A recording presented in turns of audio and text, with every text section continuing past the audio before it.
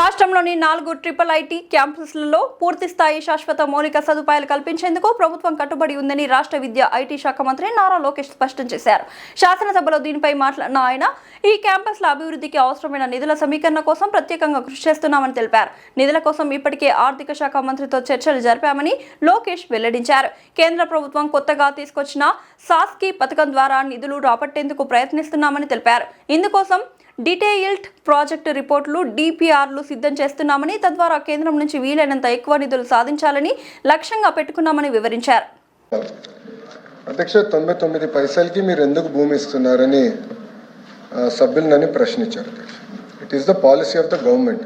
దాని కారణం కూడా ఏంటంటే అధ్యక్ష, వెస్ట్ బెంగాల్లో మీరు చూస్తే ఆనాడు టాటా వాళ్ళు నానో ఫ్యాక్టరీ పెట్టేదానికి వెళ్ళారు. అధ్యక్ష, రతన్ టాటా గారు వెళ్తే ఆనాటి పాలకులు ఆ ప్రాజెక్ట్ని తరిమేశారు. అధ్యక్ష, నరేంద్ర మోడీ గారు, గౌరవ ప్రధానమంత్రి నరేంద్ర మోడీ గారు, ఆయన గౌరవ ముఖ్యమంత్రిగా గుజరాత్ ముఖ్యమంత్రిగా ఉన్నప్పుడు అధ్యక్ష, టాటా సన్స్ ఆనాడు రతన్ టాటా గారికి అప్పుడు వాట్సాప్ కూడా లేదు అధ్యక్ష, SMS ద్వారా పెట్టి మీకు 99 పైసలకి నేను మొత్తం భూమి ఇచ్చడానికి సిద్ధంగా ఉన్నాను, మీరు రాండి గుజరాత్కి అని ఆయన కోరితే వాళ్ళు గుజరాత్కి ఆ ఫ్యాక్టరీ తీసుకెళ్లారు. అధ్యక్ష, మొత్తం ఎకో సిస్టమ్ అనేది ఏర్పడింది. అధ్యక్ష, అదే ఆదర్శంగా తీసుకుని ఐటీ ఎకో సిస్టమ్ మన విశాఖపట్నాన్ని ఒక ఐటీ క్యాపిటల్గా రూపుదిద్దించాలనేది మేము ఒక నిర్ణయం తీసుకున్నాం.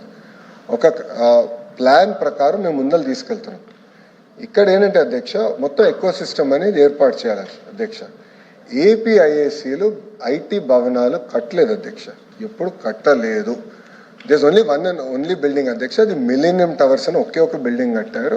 అది ఆల్రెడీ లీజ్కి ఇచ్చాం. అధ్యక్ష, లీజ్ పైన వచ్చే ఆదాయం చాలా తక్కువ. అధ్యక్ష, మనం పెట్టే డబ్బులకి వచ్చే లీజ్ ఇన్కమ్ మనం బేరీ చేసుకుంటే పర్సంటేజ్ చాలా తక్కువ ఉంటుంది. కనుక ల్యాండ్ డెవలప్మెంట్కి ఇస్తేనే బెటర్ అనేది ప్రభుత్వం ఒక పాలసీ తీసుకుని చేస్తాం జరిగింది. అధ్యక్ష, మూడోది అధ్యక్ష, మేడం గారు అడిగారు, నేను మేడం గారిని సూటిగా ప్రశ్నించాలనుకుంటున్నాను. అధ్యక్ష, మా ప్రభుత్వానికి అయితే పిల్లలకు ఉద్యోగాలు కల్పించే లక్ష్యంతో మేము పనిచేస్తాం.